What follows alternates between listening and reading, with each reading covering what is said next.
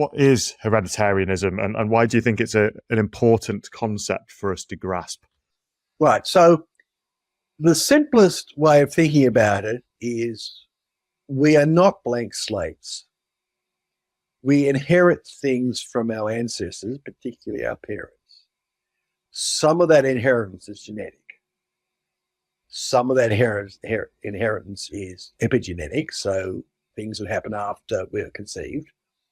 And some of those things are transmitted because we are a deeply cultural species, and culture is transmitted partly intentionally, a lot of it unintentionally, from our parents. So there's a whole lot of inheritances which range from specific to your family, specific to your locality, specific to your culture, which results in differences between human groups.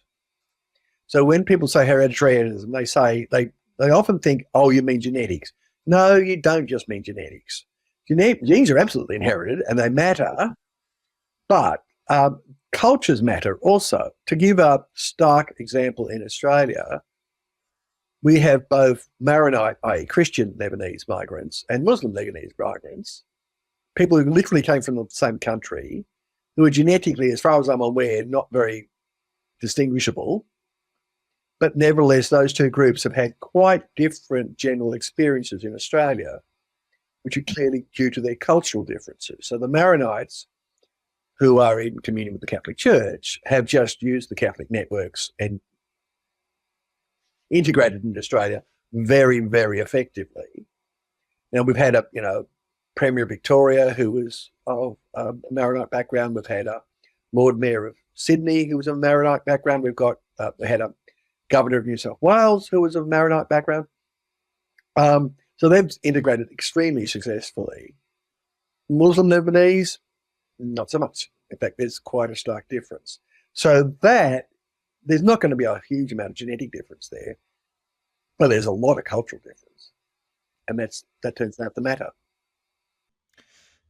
Yeah, religion sits at the base of culture so often, and I know people don't really want to get into it, but religion is obviously practice, tradition, ritual. If you're going to be embodying that out in the world, and then that's to extend back through generations, and thus its behaviors, conduct, and how it is that you interact with people and how you see people, then it's bound to have an impact on where it is that you slot in. And so to slot into a Western country like Australia, from seeded from the Anglosphere, as it were, it makes sense that those who are Christian are able to slot in more easily. But I don't think that's really something that in the public domain you'll find people speaking about. And if they do, it tends to be in hushed tones. But also hereditarianism, it's interesting to unpack it and to show that it is more than just genes, because I think typically people get very hung up on it being about genes being the sole arbiter of your future. On one side, it becomes binary. It's either that's the sole arbiter of your future, or it's blank slatism. And obviously what you've just pulled forward there is none of the above. Yes. Now, I should actually, with that Lebanese example, there is a potential genetic difference, which is Christianity is generally very much against consanguineous marriage. Don't marry your cousins, right? Islam does not, particularly Middle Eastern Islam, doesn't have any such restriction. In fact, they go the opposite way. They have a very high rate of cousin marriage. So that's an area where there would be a genetic difference. But notice that's a genetic difference that flows from culture. So you have a culture that says, don't marry your cousins, and you have a culture that's where your cousins are preferred marriage partners. That's going to have a genetic difference, particularly if you do it for 1,400 years.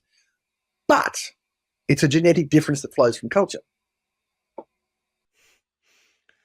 Culture and biology, people have found it very hard to be able to see how they impact one another. And I think often culture can be spoken about as something apart from all of the other environmental aspects. It's this abstract thing which humans have created. And I don't know if that's because we're marinated in this worldview of social constructivism, but people find it really hard to get that culture can either be downstream from biological things, and the other way around, that culture can impact environment and biology.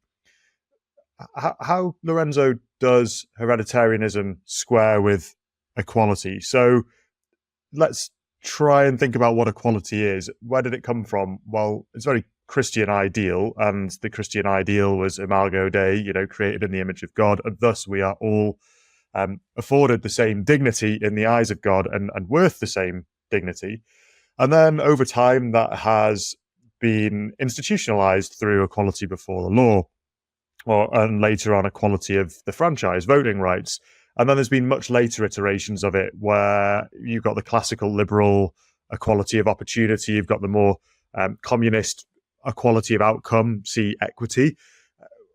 Does the hereditarian view of the world square with any or all or none of those things?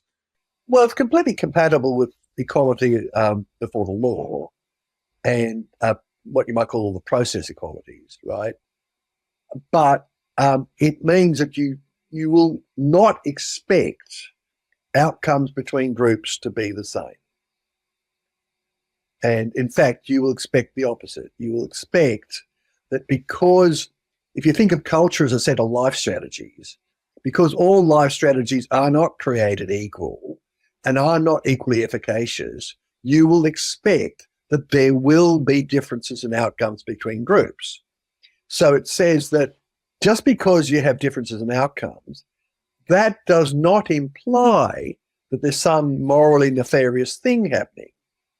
On the contrary, you expect differences in outcomes between groups. Now, differences in outcomes can be the result of nefarious social action.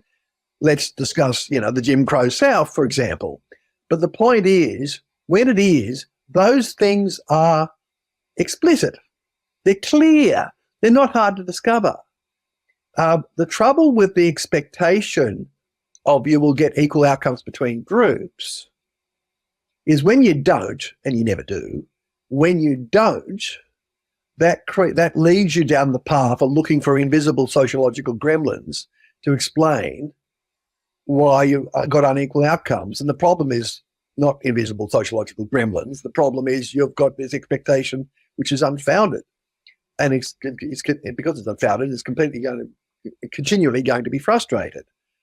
And one of the big problems besetting the United States is back in the early 70s, the US Supreme Court came up with the idea of disparate impact, right? If you have a test which on the face of it is fair, but different groups score noticeably different on the test, that's a disparate impact. And the presumption was that there was something wrong with that. And so you end up with, invisible sociological gremlins, because there's no particular thing anyone's doing.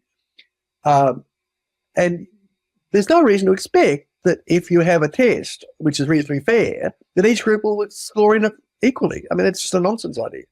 There's no reason to expect that at all. There's a whole lot of reasons not to expect it. But, if you deny the power of culture and you deny the power of genes and you deny that, all life strategies aren't created equal, then yes, you have this completely fallacious expectation, and you've got to look around for weird and wonderful reasons why your fallacious expectation turns out to be fallacious.